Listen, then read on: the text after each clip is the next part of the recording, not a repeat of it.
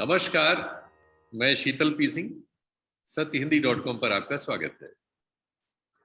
हम इस समय ऐसे वक्त में हैं जब कई बार ऐसा लगता है कि आप किंग कर्तव्य विमूढ़ हैं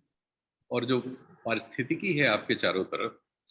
उसका आकलन करने में, उसको समझने में आपको कठिनाई हो रही है या आप समझ ही नहीं पा रहे क्या हो रहा है। तो ये वो समय होता है जब हम उनके पास जाना चाहते हैं जिनसे हम ये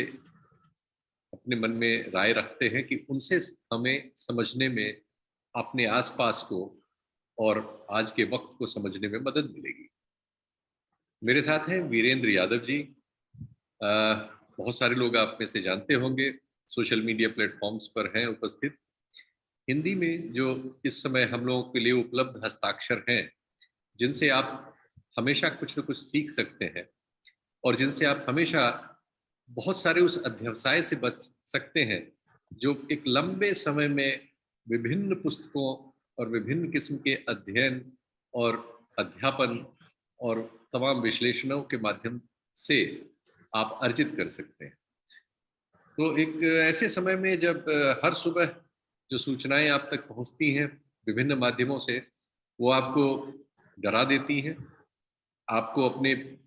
जो भी आपने कल तक किया हुआ है उस पर पुनर्विचार के लिए ढकेलती हैं, जो अपने तय एजेंडे पे आपको खींच लेती हैं आपके अनचाहे ही। ऐसे समय में जरूरी है कि हम अपने आसपास के दानिश्वरों से बात करें और अपने वक्त को उनके जरिए समझें, अपने आप को भी समझें। तो बहुत बहुत स्वागत है वीरेंद्र जी, आप हमारे कार्यक्रम में सत्य हिंदी के लिए उपस्थित हैं। बताइए क्या हो नमस्कार रहा शीतल। है, क्योंकि निश्चित तौर पर जो मेरे मन में कौतूहल है आप समझ ही रहे हैं। आपको मैं क्या अतिरिक्त समझाऊंगा, ये हो क्या रहा है और क्या होने वाला है। सचमुच शीतल जी, इधर लगातार जो कुछ हुआ है या जो कुछ हम लोगों के सामने है, वो बहुत उद्विग्न और उद्वेलित करने वाला है। और यह उद्विग्नता और यह उद्वेलन विगत कुछ वर्षों की जो राजनीतिक स्थितियां, परिस्थितियां, उसके कारण तो है ही, लेकिन जिस तेजी से घटनाएं अपना स्वरूप ले रही हैं, बदल रही हैं, वो बहुत परेशान करने वाली। अभी हाल में जो एक फिल्म आई है, कश्मीर फाइल्स, उस कश्मीर फाइल्स को लेकर के कल हमारे देश के प्रधानमंत्री ने जो वक्तव्य दिया है, वो वक्तव्य हमारा ध्यान आकर्षित करता है और मैं समझता हूँ उस पर हम लोगों को थोड़ा सोचना चाहिए कि एक ऐसी फिल्म जो कि सिनेमाघरों में दिखाई जा रही है, उस फिल्म को देखने के बाद फिल्म हॉल से लोग रोते हुए निकल रहे हैं, या फिल्म समाप्त होने के बाद जय श्री राम और भारत माता की जय, वंदे मातरम या और बहुत से नारे लगाए जा रहे हैं, जुलूस निकाले जा रहे हैं।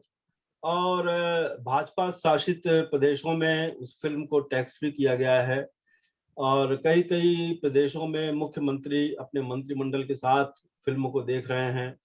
और मध्य प्रदेश में वहाँ का जो सिपाही हैं, उन सारे लोगों को छूट दी गई है कि वो जाएँ और फ़िल्म देखें। यानी तरह-तरह का एक फ़िल्म को जो है एक अभियान के माध्यम से एक प्रचार के रूप में उसे लिया जा रहा है। वो फ़िल्म कश्मीर में कश्मीरी पंडितों के निर्वासन को केंद्र में रख कर के बनाई गई है और हम आप सभी जानते हैं, जो इसके निर्माता हैं, जो इसके निर्देशक हैं और जो उसके साथ जुड़े हुए हैं, पिछले बहुत दिनों से वे लगातार जो हैं भाजपा के प्रचार का हिस्सा बने हुए हैं। प्रधानमंत्री मोदी ने कल पार्लियामेंट्री पार्टी को, संसदीय दल को अपने संबोधित करते हुए उन्होंने कुछ बातें कहीं और जिसमें उस फिल्म की संस्तुति की, तो कहा ये फिल्म जरूर देखी जानी चाहिए और आज तक ऐसी फिल्म बनी नहीं है कश्मीर समस्या को लेकर के और कश्मीर पंडितों को लेकर के। फिल्म की संस्तुति करने के साथ साथ उन्होंने जो एक बात और कही, वो ये थी कि जो अभिव्यक्त की आजादी का सवाल जो लोग उठाते रहे हैं, वे बहुत परेशान हैं पिछले 5-6 दिनों से, ऐसा उन्होंने कहा। सचमुच इन 5-6 दिनों में मुझे ऐसा कुछ नहीं लगा कि कोई खास तरह की मुहिम इस फ़िल्म के खिलाफ हो या कोई अभियान हो या अखबारों में, यानी जो अखबार जिसको कहते हैं कि जो लिबरल राय बनाने वाले हैं, उन अखबारों में इसको लेकर के कोई बहुत बड़े संपादकीय लिखे गए हों या लेख लिखे गए हों, ऐसा कुछ भी नहीं हुआ। या यह मांग ही की गई हो कि इस फ़िल्म पर प्रतिबंध लगाया जाए या किया जाए। लेकिन प्रधानमंत्री महोदय ने कहा कि ऐसी फ़िल्म बनाई नहीं गई। दूसरा उन्होंने एक ध्यानाकर्षण और किया कि विभाजन को लेकर के। उन्होंने कहा कि जब मैंने 14 अगस्त को विभाजन की विभीषिका दिवस मनाने की बात कही थी, तब भी इसी तरह की बात कही गई थी। और जो एक और बात उन्होंने जोड़ी, कहा गांधी को लेकर के इस देश में जब तक रिचर्ड अटनबरो ने फ़िल्म नहीं बनाई थी, कोई फ़िल्म नहीं बनी थी और गांधी को कोई नहीं जानता था और गांधी को उस फ़िल्म के माध्यम से लोग जाने। यानी एक तरह का आह्वान है कि भारत विभाजन हो, गांधी हो या इस तरह के विषयों पर नए ढंग से फ़िल्में बनाई जाएँ, कलाकृतियों का इस्तेमाल किया जाए। तो 2 तरह से, एक तो ये है कि संकीर्ण राजनीतिक हितों के लिए और उन हितों की पूर्ति के लिए जो देश का जो अल्पसंख्यक समुदाय है, उसको निशाने पर लिया जाए। तो जो नारे लग रहे हैं, जो जुलूस निकल रहे हैं और यह भी हुआ कि उस फ़िल्म को देखते समय ही या हाल के अंदर ही शाहरुख खान, आमिर खान, इन लोगों की फ़िल्मों का बहिष्कार किया जाए, इस तरह के नारे लगाए गए, इस तरह की बातें कही गईं। तो ये संपूर्ण जो परिदृश्य है सचमुच एक तरीके से नए तरीके से सोचने के लिए विवश करता है कि क्या हमारा देश जो 30 के दशक का जर्मनी था, उस तरह के घटनाक्रम को एक बार फिर दोहराने वाला है। और इसको इसलिए भी ये बार-बार मेरे मस्तिष्क को मथता है क्योंकि 2025 में राष्ट्रीय स्वयंसेवक संघ की शताब्दी मनाई जाने वाली है। 2024 में लोकसभा का चुनाव होने वाला है। उत्तर प्रदेश का चुनाव समाप्त हो चुका है। उत्तर प्रदेश के चुनाव के समाप्त होने के तुरंत बाद ये जो घटनाक्रम तेज हुआ है, तो एक एजेंडा अगले चुनाव का भी और भारत क्या स्वरूप लेने वाला है, यानी जिसे कि अगर शब्दों को दबा करके ना कहा जाए, तो ये है कि भाई एक जो हिंदू राष्ट्र का जो एक राष्ट्रीय स्वयंसेवक का स्वप्न है, उसको जो है क्रियान्वयन करने के लिए और उसको खुले ढंग से प्रचारित करने के लिए प्रस्तुत करने का एक अभियान है। तो ये चीजें उद्वेलित करने वाली हैं और विचलित करने वाली हैं। मैं समझता हूँ इस पर हम लोगों को थोड़ी बात तो करनी चाहिए। अच्छा आपने इनिशिएट किया, बिल्कुल सचमुच ऐसा ही आसपास कई बार ऐसा लगता है कि जब बहुत सारे लोगों को आप इस पे प्रतिक्रिया करते हुए देखते हैं, उन सारे लोगों को जो आपसे किसी तरह से जुड़े हैं, मान लीजिए रिश्ते में जुड़े हैं, आपके सजातीय हैं, आपके साथ पढ़े लिखे हैं, हो सकता है आपके साथ उन्होंने काम किया हो, आप एक लंबा जीवन आपका या मेरा या इस तरह के जो लोग जो 50 साल 60 साल जी चुके हैं धरती पर, जिसमें से 20-30 साल 35 साल 40 साल सक्रिय जिंदगी है जिनकी, वो पाते हैं कि चारों ओर से उनको दबाव सा लगता है, वो सबको एक स्वर में पाते हैं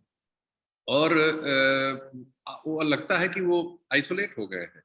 या तो फिर आदमी अपने आप को सोचता है कि भाई कहीं मैं गलत हूँ या मैं अकेला क्यों हूँ या मैं इतनी कम संख्या में अपने जैसों में ही बात करने के लिए एक तरह से कहा जाए कि ढकेल दिया गया हूँ। दूसरे मैं चाहूँ न चाहूँ, अब इस पे जो बात इस फिल्म पे और इस फिल्म के बनाने वाले पे, उसके व्यक्तित्व पे, उनकी सोच पर बात करने का हमारा कोई इसके पहले कोई मन नहीं था। इसलिए कि उनके बारे में जैसा आपने बिल्कुल ठीक कहा कि उनका जो अतीत पिछले 10 ही साल का, ज़्यादा नहीं, सोशल मीडिया पर ही जो उपस्थित है, उसमें पता लगता है कि 14 से पहले प्रधानमंत्री जी के, ये वर्तमान प्रधानमंत्री जी के सत्तासीन होने से पहले अगर आप उनके ट्वीट्स वगैरह देखें तो वो एक बहुत ही भौड़े किस्म के युवक जो साधनों से संपन्न होते हैं, अपने जीवन में जिनको अपनी रोटी कमाने के लिए वैसे काम न करने पड़े हों, और वो स्त्रियों वगैरह के बारे में जिस फूहड़ और आपराधिक तरीके से सोचते और प्रकट करते हैं, सोचना तो एक चीज है लेकिन वो इस जगह पर होते हैं कि वो सबको प्रकट करके भी सुरक्षित रहते हैं। तो उस तरह का उनका व्यक्तित्व था, कोई गंभीरता नहीं थी, उनमें कोई ऐसी चीज नहीं थी जिसकी वजह से कोई उनको फॉलो करे, सिवाय इसके कि वो अपने नीचे लिखते थे कि वो फिल्म निर्माता है। तो बहुत सारे युवा युवती फिल्म वगैरह में जाने की लाइन में जो इच्छुक होते हैं, उनके लिए वो एक लेवल पे आप कह सकते हैं कि एक बहुत छोटे हिस्से के आकर्षण किसी तरह से थे। अदरवाइज उनके किसी काम की वजह से, उनके किसी ऐसे विचार की वजह से या किसी योग्यता की वजह से उनमें कोई आकर्षण नहीं था। 14 में सरकार बदलने के बाद एकाएक वो अपनी दूसरी भूमिका में आ गए, और उसके पहले तक वो वही थे जिनको वो आज गाली दे रहे हैं। यानी एक लिबरल स्पेस में वो भी सांस लेते थे, वैसी ही बातें करते थे, वैसा ही आचरण करते थे, प्लस वो सब था जो मैंने बताया जो हमारी रुचि का विषय नहीं था। रादर वो उस में थे कि हमें उसमें रुचि हो नहीं सकती। फिर उन्होंने एक दूसरी भूमिका अख्तियार कर ली, और वो भूमिका हो गई कि भाई अब जो राइट विंग इन्फ्लुएंसर्स हैं, जो आज इतिहास पर, देश के भूगोल पर, देश की राजनीति पर, समाजशास्त्र पर, साइंस पर, सेना पर, हर चीज पर जिसमें उनका दखल होने लगा, और उस दखल को वो अंतिम सत्य स्थापित करने लगे। ये दखल उनका इतिहास पर है, वर्तमान आज के इतिहास पर है,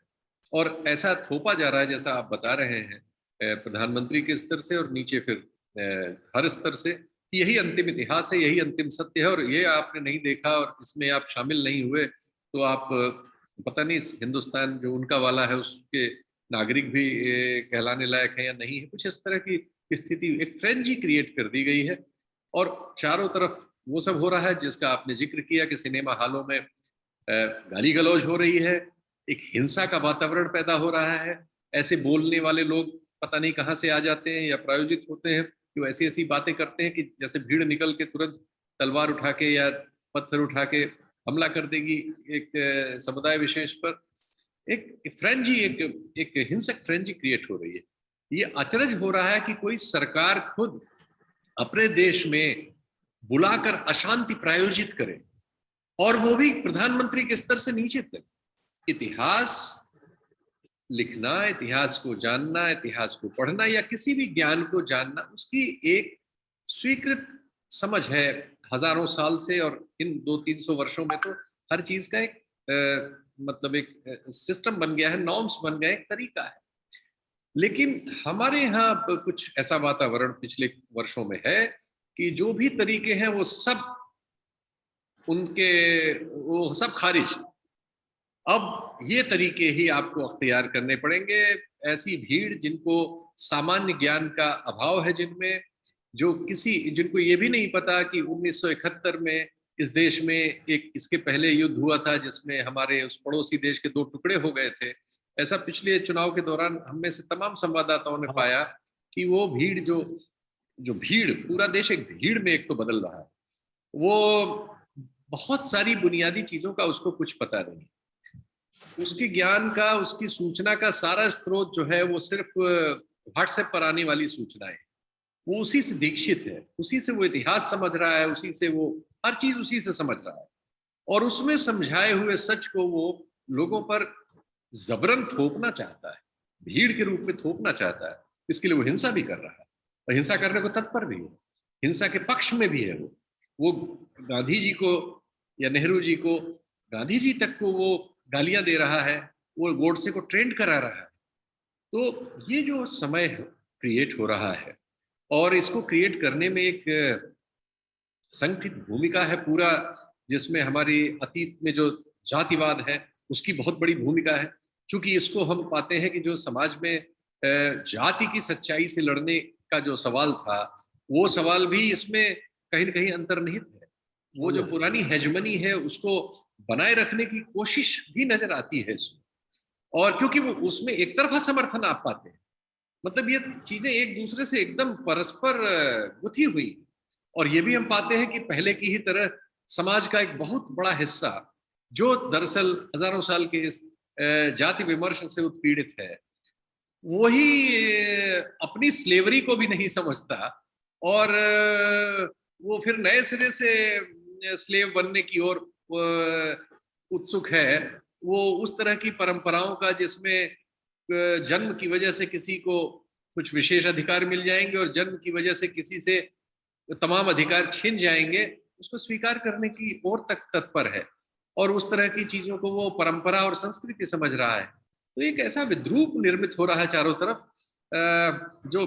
वैसे ही कंफ्यूज कर रहा है जैसा मेरा ये भाष्य आपको कंफ्यूज कर रहा हो।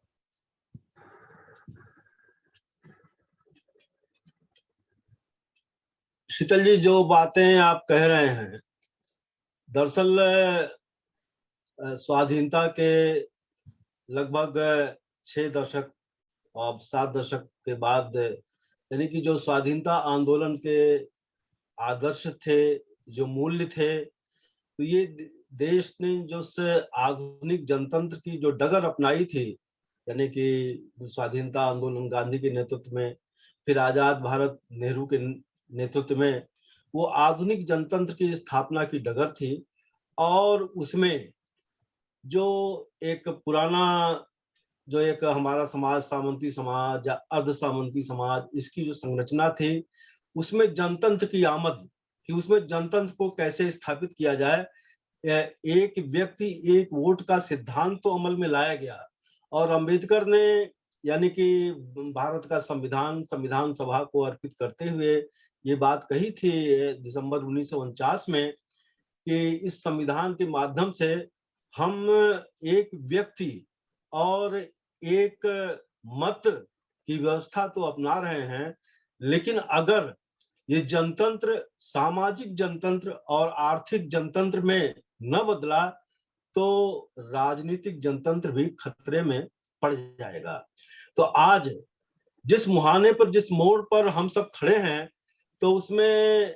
राजनीतिक जनतंत्र खतरे में पड़ चुका है और उसको बचाने की बात है। यानी कि 90 के दशक में हम ये कहते थे, हम सब ये मानते थे कि इस बीच जनतंत्र अधिक जनतांत्रिक हुआ है, यानी कि लोकसभाओं में, विधानसभाओं में, दूसरे इस तरह के निकायों और संस्थाओं में जो हाशिए का समाज था, जो निचले दर्जे का समाज था, उसकी हिस्सेदारी बढ़ी है। मतलब राजनीतिक कुछ नए राजनीतिक दलों के माध्यम से। लेकिन इसके साथ ही दूसरी जो परिघटना हुई थी, वो घटना हुई थी कि उदारवादी आर्थिक तंत्र के चलते एक, यानी आर्थिक तंत्र का केंद्रीकरण हुआ था और राजनीतिक तंत्र का जनतांत्रीकरण हुआ था। और आज की जो परिस्थिति है, यानी कि जो कारपोरेट इकोनॉमी है, जो कारपोरेट तंत्र है, उसके साथ जो है उग्र हिंदुत्व की जो राजनीति है, इन दोनों का सहमेल हो गया है। आज सत्ता के शीर्ष पर जो राजनीतिक दल है, जो राजनीतिक विचार है, वो लंबे समय से स्वाधीनता आंदोलन के दौरान भी अनुपस्थित था और स्वाधीनता के बाद भी वो मूल्य और वो चीजें हाशिए पर थी। यद्यपि ये स्वीकार करने पड़ेगा कि जिस आपने जाति व्यवस्था की बात की, भारतीय समाज में जात की उपस्थिति की बात की, वर्णाश्रम की बात की, और एक दूसरी बात भी कही जानी चाहिए कि जो देश का जो सबसे बड़ा अल्पसंख्यक है, उस अल्पसंख्यक के प्रति एक दुराव की बात थी, वह सब कहीं कोने में दबी छुपी ये सब सारी चीजें थी। और बहुत आक्रामक ढंग से और बहुत ही जिसे कहा जाए खुल करके मुखर ढंग से ये बातें नहीं होती थी। छिटपुट तरीके से दंगे भी होते थे और वोट बैंक की राजनीति भी होती थी और इस तरह की सारी बातें हुआ करती थी। लेकिन जब पिछले दिनों या पिछले कुछ वर्षों में जो कुछ हो रहा है, मैं समझता हूं कि उसका उत्स, उसका मूल वह विचार है, जो विचार जो है एक हिंदुत्व की राजनीति, उग्र हिंदुत्व की राजनीति, और देश को, यानी कि जिसे कहा जाए एक धर्म के, एक संस्कृति के रंग में रंगना चाहता है। और ये उसका विचार है। ये अनायास नहीं है कि गोडसे की चर्चा होने लगी, गोडसे को लेकर के जो है नाटक लिखे जाने लगे, नाटक मंचित किए जाने लगे, गोडसे के पुतले पर जो है गोली मारी जाने लगी और सत्ताधारी गांधी के हाँ, गांधी के पुतले पर गोली मारने जाने लगी और सत्ताधारी दल के सांसद खुलेआम जो है उनकी जो है आराधना करने लगे, उनकी चर्चा करने लगे और उनको नायक के रूप में प्रस्तुत करने लगे।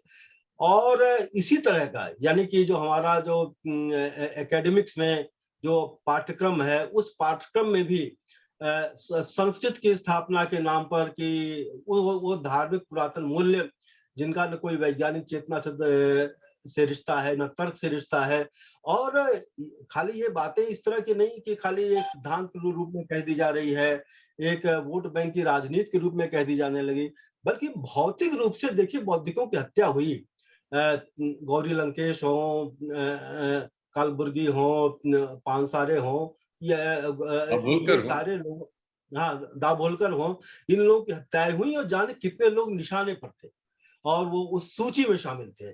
तो पूरा एक जो है एक वैचारिक तैयारी, एक जो है विचार को भौतिक रूप से उसको जो है एलिमिनेट करने की तैयारी, और एक मतलब चाहे पाठ्यक्रम का स्तर हो या चाहे दूसरे स्तर हो, उन पे ये है। और दूसरा कि पूरा तंत्र, अभी एक बात इसी समय ये बात भी याद आ रही है कि पिछले 3 दिनों में यह भी हुआ है कि अहमदाबाद में राष्ट्रीय स्वयंसेवक संघ की जो अखिल भारतीय पत्नी सभा है, उसकी बैठक हुई। उस पत्नी सभा में जो वार्षिक रिपोर्ट पेश की गई, उस वार्षिक रिपोर्ट में जो एक बात एक जो कही गई, उसमें ये कहा गया कि भारतीय संविधान और धार्मिक आजादी का सहारा लेकर के भारत का जो एक तंत्र है, उस तंत्र में घुसपैठ की तैयारी है और इसको हम किसी तरह से बर्दाश्त नहीं करेंगे। यानी कि एक एजेंडा के रूप में, एक कार्यक्रम के रूप में जो हमारा सत्ताधारी दल है, इस सत्ताधारी दल का जो एक बौद्धिक नेतृत्व करने वाला संगठन है, वो बौद्धिक नेतृत्व करने वाला संगठन क्या फैसले ले रहा है, किन परिणामों पर पहुंच रहा है, क्या एजेंडा बना रहा है, तो उससे जनतंत्र के जिस स्वरूप को हम सब जानते थे, जनतंत्र यानी कि एक फर्स्ट पास द पोस्ट का जो एक सिस्टम है, उसको भी लेकर के बहुत तरह के सवाल उठाए जाने लगे। और अभी उत्तर प्रदेश के चुनाव में हम आपने देखा, और आप तो लगातार थे क्षेत्र में, और चीजों को जिस तरह से आप लोग पेश कर रहे थे, उससे जो अभिव्यक्तियां हो रही थी, जो जनता जो बातें कह रही थी और जो डिब्बे से निकल के आया, उसके बीच में एक अंतर दिखाई पड़ता है। तो जाहिर है कि भारतीय जनतंत्र की नाड़ी पर, हमारी उसकी नब्ज पर क्या हमारी पकड़ ढीली हो गई है, क्या हम समझ नहीं पा रहे हैं, या हम उस जनमन के साथ अपने को एकात्म नहीं कर पा रहे हैं, या जमीनी स्तर पर कुछ ऐसा कार्य किया जा रहा है, कुछ संगठन कुछ सत्ता संरचनाएं इस तरह की भूमिकाओं में लगी हुई हैं, जो कि एक जनतंत्र का जिस स्वरूप को हम लोग जानते थे कि अखबार उनकी राय को प्रभावित करता है, मीडिया उनकी राय को प्रभावित करता है, लेकिन इस बीच हम लोगों ने यह भी देखा कि अखबार और मीडिया यानी एक स्वर में जो सत्ताधारी विचार है, जो सत्ताधारी वो उसी की अनुगूंज कर रहे थे, और बाकी विरोधी विचार लगभग अनुपस्थित था। तो यह एक जो एका बन गया है, मीडिया का भी एका बन गया है और राजनीतिक तंत्र का भी, और जो एक संवैधानिक संस्थाएं थी, वो चाहे चुनाव आयोग के रूप में है, वो सुषुप्तावस्था में हो गई हैं। तो एक इन हालात में मैं समझता हूं कि नए तरीके से एक विचार करने की आवश्यकता है। और मुझे लगता है कि जो भारतीय समाज की जो जातिगत संरचना है, जो वर्णगत संरचना है, उसमें जो एक द्विज समाज है, इस द्विज समाज अपनी जो है उस पारंपरिक भूमिका में उतर आया है। और जिसे कहा जाए कि जो आरक्षण की व्यवस्था थी, जो एक पॉजिटिव डिस्क्रिमिनेशन की बात थी, अफर्मेटिव डिस्क्रिमिनेशन की बात थी, इन सारी बातों को बहुत दिनों से उसके मन मस्तिष्क में चुभ रही थी। और यह सब सारा जो वर्तमान स्वरूप है, एक पलटवार का मौका मिला है। यानी कि आज जो है बहुजन समाज पार्टी, जो कि दलितों की उत्पीड़ितों का एक दल था, वह भी सोशल इंजीनियरिंग के नाम पर जो उसने शुरू किया कि उच्च संवर्गों को, उच्च समुदायों के साथ जो है गठबंधन करना, और उस गठबंधन करते करते साथ जो है अब स्वयं का अस्तित्व ही लगभग मिटाने की स्थिति में है। तो चिंता की बात यह है कि जो दलित समाज था, जो मेहनत का समाज था, जो हाशिए का समाज था, इसकी जो राजनीति जिन दलों के माध्यम से अव्यक्त होकर के सामने आई थी, तो उसमें एक दल ने तो अपनी भूमिका को लगभग जो है जिसे कहा जाए कि बोरिया बिस्तर समेटने की प्रक्रिया में है, और जो दूसरा दल है जो मुख्य विपक्षी के रूप में हमारे उत्तर प्रदेश के चुनाव में हमारे सामने था, मैं समझता हूं कि वो उसने एक चुनौती, एक राजनीतिक धरातल पर एक चुनौती तो दी उसने, लेकिन जो वैचारिक धरातल पर जो चुनौती दी जानी चाहिए थी और उस चुनौती के लिए जो लंबी एक तैयारी होनी चाहिए थी, जो सतत कार्य होना चाहिए था, यानी वो चाहे अंबेडकर के आदर्श हो, चाहे लोहिया के आदर्श हो, चाहे समाजवादी आदर्श हो, उसको लेकर के एक दौर में यानी कि जिस समय चरण सिंह राजनीति में थे, लोहिया राजनीति में थे, और इसी उत्तर प्रदेश में जो लोक दल था, जो भारतीय क्रांति दल था, इस तरह के दलों के माध्यम से जो एक किसान जातियां थी, जो वो समाज था जिसे एक शूद्र समाज था, उन समाजों के बीच में, यानी जिसको कमेरा समाज कहते हैं, उस कमेरा समाज के बीच में जो एकता स्थापित हुई थी, उस एकता के पीछे विचार थे और सामाजिक सुधार के आंदोलन थे। आप भी जानते होंगे, मैं भी जानता हूं कि इसी अवध के इलाके में और या पूर्वांचल में बहुत से ऐसे सुधार के कार्यक्रम थे, यानी राम स्वरूप वर्मा या अजगर के, मतलब इस तरह के बहुत से कार्यक्रम थे। तो राजनीति के स्तर पर तो तैयारियां हुई, लेकिन विचार के स्तर पर और सामाजिक सुधार के स्तर पर वो जो कार्य हो रहे थे, वो कार्य कहीं पृष्ठभूमि में चले गए, पीछे चले गए, यानी कांशीराम ने जो काम किए थे वो होने बंद हो गए। तो मैं समझता हूं कि दो तरह से, एक तरफ तो हिंदुत्व का की एक चुनौती है, जो कि संगठन के स्तर पर भी है, विचार के स्तर पर भी है, और इस समय तंत्र भी उनके हाथ में है, मीडिया भी उनके साथ में है, और इसके बरक्स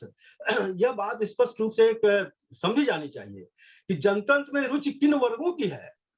और जनतंत्र किन लोगों के लिए, एक जिसे कहा जाए कि एक